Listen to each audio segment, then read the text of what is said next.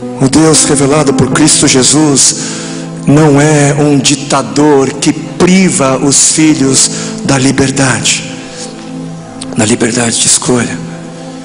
E foi assim desde o jardim do Éden, ali o Senhor provou que não iria privar os seus filhos da liberdade.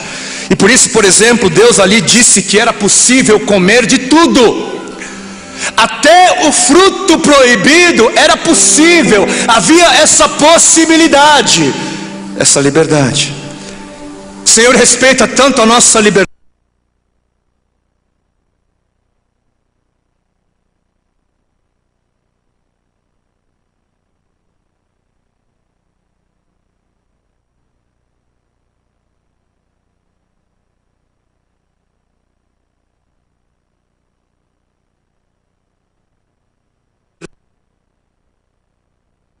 Senão eu vou. Ele não faz. Outros podem dizer: pai, eu quero viver para mim mesmo, eu quero viver das vontades da minha carne. Faz alguma coisa, senão eu vou. Tira a minha liberdade, senão eu vou. E Deus não tira. Pai, eu quero me relacionar com fulana, vou me casar com cicrano, vou continuar fazendo isso, não vou deixar de fazer aquilo. Faz alguma coisa, tira a minha liberdade, senão eu vou.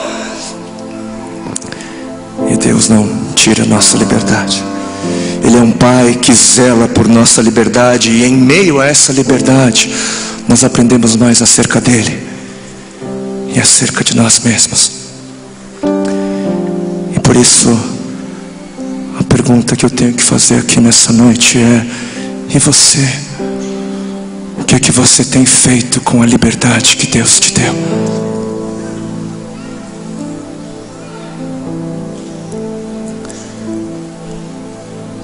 Versículo 14. Depois de ter gasto tudo, houve uma grande fome em toda aquela região, e esse menino rebelde, ele começou a passar necessidade, e por isso foi empregar-se com um dos cidadãos daquela região, que o mandou para o seu campo a fim de cuidar de porcos. Ele desejava encher o estômago com as vagens de alfarrobeira que os porcos comiam, mas ninguém lhe dava nada.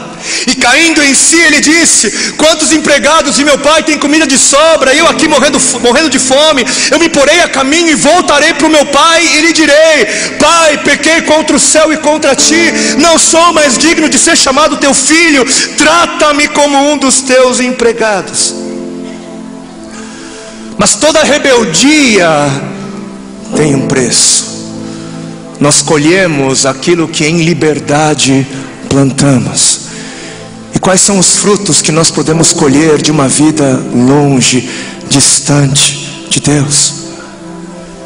Por isso, na verdade, toda desgraça que o homem pode experimentar estando longe de Deus, na verdade é um ato de graça. Toda desgraça que o homem pode experimentar estando longe de Deus é um ato de graça. O filho menor, ele começou a passar necessidades e acabou cuidando de porco. Tinha chegado no fundo do poço, sozinho, sem dinheiro, cuidando do animal mais imundo, conforme toda a cultura, todo o sistema da época, estava cuidando de porco. E tinha tanta fome que até comida de porco tinha vontade de comer, e nem comida de porco lhe era oferecido. Só que de repente, no meio daquilo tudo, vem a graça. De repente a graça invade toda a desgraça humana. E o texto ali no versículo 17 vai dizer: e caindo em si. E caindo em si, no meio ali da completa perdição, quando parecia que não havia mais esperanças para o menino, o filho mais novo, ele se lembrou de algo. O filho mais novo, ele se lembrou de algo que trouxe a esperança de volta. Ele se lembrou de algo que fez ele ter vontade de voltar para casa. Vontade. Ele se lembrou e disse: quantos empregados de meu pai têm comida de sobra?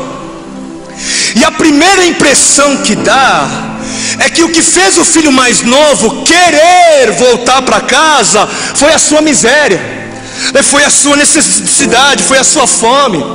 A primeira impressão que dá é que o que fez o filho mais novo querer voltar para casa foi o fato de que na casa do pai havia fartura. E sim, na casa do pai há mantimentos que não tem fim. Sim, existe fartura na casa do pai, mas não foi a miséria, não foi a sua fome, não foi a sua perdição que fez ele ter, que fez o filho rebelde ter vontade de voltar para casa. Quando o filho mais novo, ele percebeu que estava totalmente perdido e que não havia mais saída, ele se lembrou da bondade do pai. Ele se lembrou da bondade do pai. Foi a bondade do pai que fez ele ter vontade de voltar. Foi a vontade do pai que fez ele querer voltar. Até os empregados, até os escravos eram bem tratados. Havia dignidade nos escravos. E também havia a possibilidade de ser aceito depois de tudo o que ele tinha feito. O cair em si não foi perceber que ele estava ali na pior das situações. Isso ele já sabia há muito tempo. Já fazia muito que ele tinha se arrependido de ter saído de casa. A situação era a pior das situações. E a essa altura talvez o filho mais novo já tivesse até pensado em voltar. Só que sentimento de culpa, pensamentos como: puxa,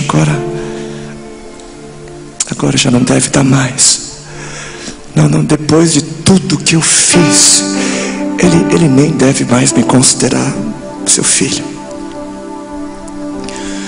Só que a graça invadiu a desgraça e o filho perdido caiu em si. Ele caiu em si, ele se lembrou: ei, espera aí, eu posso voltar porque o meu pai é bom, porque ele é bom, eu posso voltar. E é sempre a bondade do Pai que nos faz querer voltar. É sempre a bondade do Pai que nos permite ousar, sonhar em voltar. E é na bondade do Pai onde nós sempre encontramos uma segunda chance. Quantos aqui precisam de uma segunda chance nesta noite?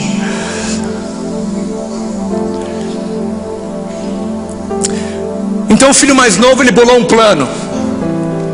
Ele iria pegar a estrada de volta para casa. E aí ele pensou no que ele diria para o seu pai. Depois de tudo que ele tinha feito, o que ele diria? E aí eu gosto de pensar que ele pensou em dar uma desculpa qualquer do tipo: ô pai, você está ligado, né? Foi culpa da minha juventude, do meu espírito de aventureiro. Não minha culpa, né, de outra coisa menos a minha. Só que aí ele pensou melhor. Ele decidiu fazer 3 coisas, versículos 18 e 19. Primeiro, ele decidiu confessar o seu pecado. Pai, pequei contra a sua lei, contra o Senhor, sou pecador. A segunda coisa que ele decidiu fazer foi reconhecer a consequência do seu erro. Não sou digno de ser chamado teu filho. E de fato, todo aquele que vive em rebeldia, que dignidade tem de ser chamado de filho de Deus? E a terceira coisa, ele decidiu aceitar que a justiça, né, fosse aplicada na vida dele, porque ele sabia o que teria sido justo. Ele sabia o que seria justo, assim como nós sabemos o que teria sido justo Deus fazer. Trata-me como um dos teus empregados, trata-me como um dos teus escravos. E parecia um bom plano, Então versículo 20, a seguir o menino se levantou e foi para o seu pai. Estando ainda longe, seu pai o viu e cheio de compaixão, correu para o seu filho e abraçou e o beijou. E o filho lhe disse: pai, pequei contra o céu e contra ti, não sou mais digno de ser chamado teu filho. Mas o pai disse aos seus servos: depressa, tragam a melhor roupa e vistam nele, coloquem um anel em seu dedo e calçados em seus pés, tragam um novilho gordo e matem-no, vamos fazer uma festa e nos alegrar, pois este meu filho estava morto e voltou à vida, estava perdido e foi achado.